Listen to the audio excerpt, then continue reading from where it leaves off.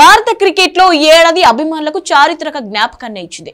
One day world cup చేజారిన Rohit సేన T20 ప్రపంచ cup ను ముద్దాడింది. ఓటమే లేకుండా ఫైనల్ కు చేరి సఫారీలను ఓడించి రెండోసారి విశ్వ విజేతగా నిలిచింది. అయితే ఈ ప్రపంచ కప్ విజయంతోనే భారత టీ20 క్రికెట్ లో ఒక శకానికి తెరపడింది. జట్టును విజయవంతంగా నడిపించిన కెప్టెన్ రోహిత్ శర్మ, ఫైనల్లో కీలక ఇన్నింగ్స్ ఆడిన విరాట్ కోహ్లీ, ఆల్ రౌండర్ రవీంద్ర జడేజా పొట్టి క్రికెట్ కు గుడ్ బై చెప్పేశారు. యువ క్రికెటర్లకు అవకాశం ఇచ్చేందుకు టీ20లకు రిటైర్మెంట్ ప్రకటించారు. ఈ ముగ్గురు లేకుండా అసలు భారత జట్టు ఊహించడం కష్టమేనని చెప్పాలి.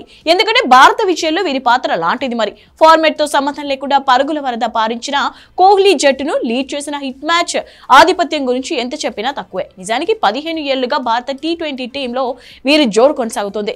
2022 వరల్డ్ కప్ వైఫల్యం తర్వాత టీ20 టీం కు దూరమైన కొన్నేళ్లుగా జట్టు విజయాల్లో వీరి పాత్ర గురించి అందరికి తెలిసిందే.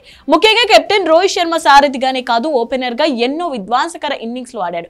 అసలు టీ20 ఫార్మాట్ లో హాఫ్ సెంచరీ చేస్తే శతకం చేసినంత విలువ. అలాంటిది రోహిత్ శర్మ 1 కాదు 2 కాదు ఏకంగా 5 సెంచరీలు బాదాడు.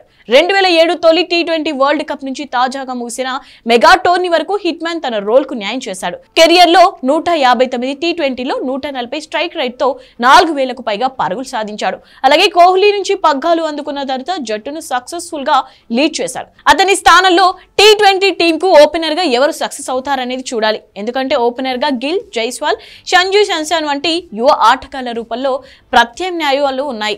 మరోవైపు రికార్డుల రారాజు కింగ్ కోహ్లీ బ్యాటింగ్ గురించి ప్రత్యేకంగా చెప్పనక్కర్లేదు. ఏ ఫార్మాట్ అయినా నిలకడగా రాణించడం అతనికి మాత్రమే సొంతం. మధ్యలో పెరవ ఫామ్ తో సతమతమైన తర్వాత పుంజుకోవడం ఎన్నోసార్లు చూసాం. అన్నిటికీ మించి వన్ డౌన్ భారీ స్కోర్ ను అందించే ఆటగాడిగా విరాట్ కు గుర్తింపు ఉంది. రోహిత్ లానే 2022 తర్వాత టీ20లకు దూరంగా ఉన్నప్పటికీ వరల్డ్ కప్ కోసం రీఎంట్రీ ఇచ్చాడు. ఇక టోర్నీలో ఓపెనర్ గా కోహ్లీ సక్సెస్ కాలేకపోయినా ఫైనల్లో మాత్రం కీలక ఇన్నింగ్స్ ఆడారు. రోహిత్ కంటే 3 ఏళ్ల తర్వాత అంతర్జాతీయ ఆరంగేట్రం చేసిన విరాట్ ఇప్పటి వరకు 125 మ్యాచ్లలో 137 స్ట్రైక్ రేట్ తో 4000కు పైగా పరుగులు చేశాడు. టీ20 ఫార్మాట్ లోనూ ఎన్నో రికార్డులు అందుకున్నాడు. టాప్ ఆర్డర్ లో నమ్మదగిన బ్యాటర్ గా కోహ్లీకి గుర్తింపు దక్కింది. ఇప్పుడు కోహ్లీ స్థానంలో వన్ డౌన్ కు ఆప్షన్స్ కూడా పలువురు ఆటగాళ్లు ఉన్నారు. వరల్డ్ కప్ లో రిషబ్ పంత్ ను వన్ డౌన్ ఆడించగా పర్వాలేదనిపించాడు. ప్రస్తుత పరిస్థితిలో పంతును అదే ప్లేస్ లో కొనసాగించే అవకాశం ఉంది. ఇక కోహ్లీ, రోహిత్ తో పాటే టీ20లకు ఆల్ రౌండర్ జడేజా కూడా రిటైర్మెంట్ ఇచ్చేశారు. ఐపీఎల్ లో రాణించేంతగా జడేజా అంతర్జాతీయ టీ20లో తనదైన ముద్ర వేయలేకపోయాడు. కెరియర్ లో 74 మ్యాచ్లు ఆడి 551 పరుగులు చేయగలిగాడు. లోయర్ ఆర్డర్ కావడంతో ఎక్కువ అవకాశాలు రాకపోవడం దీనికి కారణం.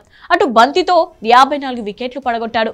బౌలింగ్ కోసమే జడేజాకు ఎక్కువ అవకాశాలు దక్కాయన్నది చాలా మంది అభిప్రాయం. ప్రస్తుతం జడేజా స్థానాన్ని భర్తీ చేసేందుకు పలువురు యువ క్రికెటర్లు ఉన్నారు. స్పిన్ బౌలింగ్ ఆప్షన్ కాకుండా శివం దూబే, తెలుగు తేజ నితీష్ కుమార్ రెడ్డి వంటి ప్లేయర్స్ పోటీ పడుతున్నారు. మరికొందరు ఆటగాళ్లు రానున్న రోజుల్లో వెలుగులోకి రావచ్చు.